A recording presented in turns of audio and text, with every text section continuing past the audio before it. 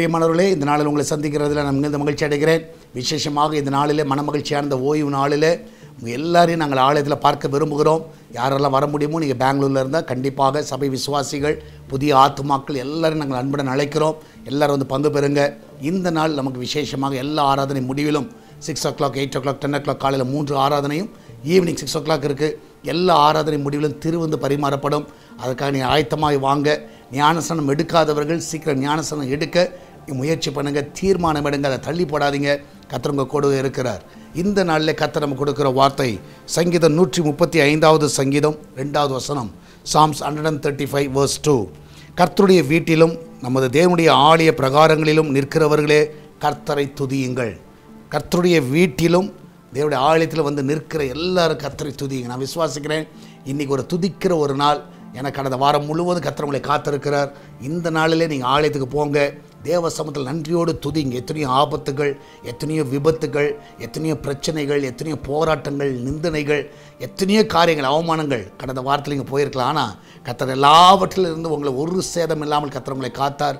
எத்தனையோ பலவீனங்கள் வந்திருக்கலாம், ஆப்ரேஷன் நடந்திருக்கலாம், எத்தனையோ காரியங்கள் வாழ்க்கையில் நடந்திருக்கலாம். ஆனால் கர்த்தர் இன்றைக்கி வரைக்கும் ஜீவனோடு வைத்திருக்கிறார்ல. அதனால் ஆலயத்தில் போய் ஆண்டவரை நான் உம்மை துதிக்கிறேன் என்று சொல்லி துதியுங்கள். நிச்சயமாக இன்றைக்கி ஒரு துதிக்கிற நாள்.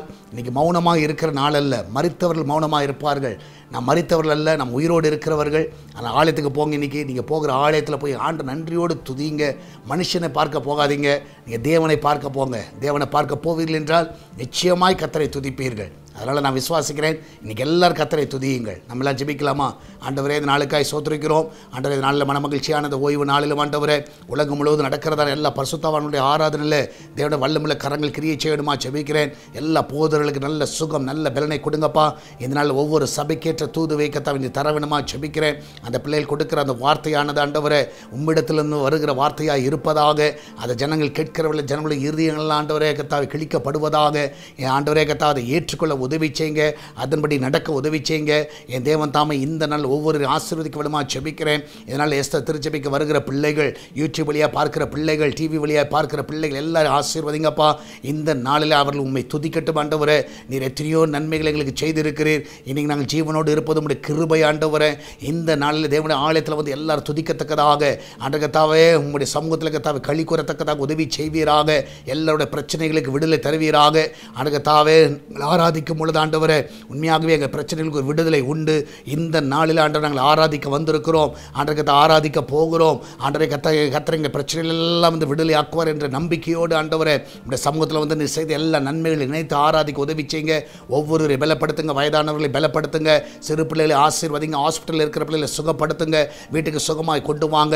இன்றைக்கி சமைக்கிற எல்லா ஆகாரங்கள் பலனாக இருப்பதாக. அவங்க சாப்பிடும்போது ஆண்டவர் எந்த ஒரு பிரச்சனைகள் வரக்கூடாது. அதை வீட்டில் அப்பத்தி தண்ணீர் எண்ணெய மாவி ஆசீர்வதிங்க. அந்த கிச்சன் பகுதியை பாதுகாத்து கொள்ளுங்க. ஆண்டவர் வெளியே போகலும் வரலுங்க தேவனுடைய கரம் வந்து பாதுகாத்து கொள்ளட்டும். இந்த நாளில் ஆண்டவருடைய கரம் ஒவ்வொருவரும் ஆசீர்வதிக்க வேண்டுமா ஜெபிக்கிறேன். வெளிநாட்டில் தங்கியிருக்கிற பிள்ளைகளை பாதுகாத்து கொள்ளுங்க. அவளுக்கு நல்ல சுகத்தையும் நல்ல பலனையும் கொடுங்கப்பா. என் தேவன் தாம் ஒவ்வொருவரையும் கத்தா வழி நடத்த வேண்டுமா ஜெபிக்கிறேன். ஆண்டவரே கத்தாவே இந்த நாளில் ஆண்டவருக்கு பிஸ்னஸ் பண்ணுகிற எல்லா பிள்ளையோட பிஸ்னஸை ஆசீர்வதிங்க. ஆண்டு கத்தாவே சால்வேஷன் டிவி ஆசீர்வதிங்க. எஸ்தர் திருச்சபை ஆசீர்வதிங்க. ஆண்டவரே இந்த நாளில் ஆண்டவரே கத்தாவே திருச்சபை தேவைகளை சந்திங்கப்பா. வாடகை தேவைகளை சந்திங்க. ஆண்டவரே ஊழியருடைய தேவைகளை சந்திங்க. சம்பள தேவைகளை சந்திங்க. எல்லாவற்றையும் நீர் பரத்திலிருந்து சந்திக்க வேண்டுமா ஜெபிக்கிறேன். ஆலயம் கட்டுகிற பணியை ஆண்டவரே அதனுடைய எல்லா தேவைகளை சந்திங்க ஆண்டவரே. பெரிய தேவையோடு நிற்கிறோம். இந்த நாள் ஜனங்களோடு நீர் பேசுவீராக. ஜனங்கள் தாராளமாய் கொட்டுக்க உதவி செய்யுங்க. என் தேவன் தாமே தடைகளெல்லாம் நீக்கி போடுங்க. பாதுகாத்துக் கொள்ளுங்க. மகிமையான காரியங்களை செய்யுங்கப்பா. ஆண்டவரே கத்தா ஒவ்வொருவரையும் ஆசீர்வதிங்க. இதனால் தேவனுடைய கரம் எல்லாரையும் பாதுகாத்துக் கொள்ள வேண்டுமா ஜெபிக்கிறேன். இதனால் சபையில் நடக்கிற 4 ஆராதனை பொறுப்படுத்திக் கொள்ளுங்க. ஆண்டவரே 4 ஆராதனை கர்த்தருடைய வல்லமை நாங்கள் பார்க்க உதவி செய்யுங்க. ஜனங்கள் ஆண்டவர் உம்மால் தொடப்படுகிறதை பார்க்க உதவி செய்யுங்க. மகிமையான காரியங்களை செய்யும். இயேசுவின் நாமத்தில் ஜெபிக்கிறோம் எங்கள் அன்பின் பரலோக பிதாவே. ஆமேன், ஆமேன். பிரியமானவர்களே, கர்த்தர் உங்க கூட இருக்கிறார். தைரியமாக இருங்க. எத்தை குறித்து கவலைப்படாதீங்க. இன்றைக்கி எல்லாரும் ஆராதனைக்கு வாங்க. உங்களை நாங்கள் சந்திக்கிறோம். கர்த்தர் பெரிய காரியங்களை செய்வாராக. God bless you.